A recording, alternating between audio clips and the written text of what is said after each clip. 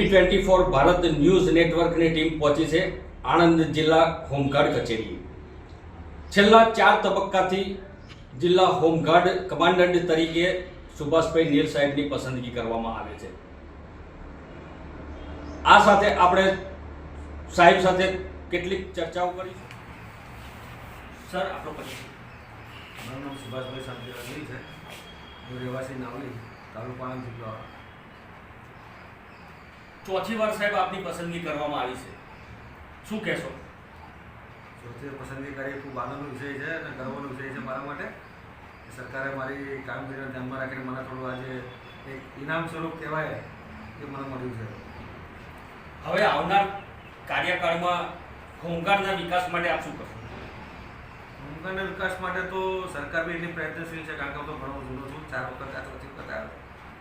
ખરેખર જે અત્યારે સરકારના શાસનમાં જે હોમગાર્ડના માટે જે ભથ્થું વધારવાની કોશિશ ચાલુ છે, પ્લસ એને જે મરણ ઉપરાંત તેને જે સહાય મળે છે, મેડિકલ સહાય મળે છે, એના દીકરાના લગ્નમાં એની સહાય મળે છે, એટલે ઘણી બધી વેલફેર યોજનાઓ સરકારથી થતી 50% સરકારને 50% ડિપાર્ટમેન્ટ, જેટલું ડિપાર્ટમેન્ટ આપેલું સરકાર સામે આપે છે, એટલે ખૂબ સરસ યોજનાઓ ચાલે છે।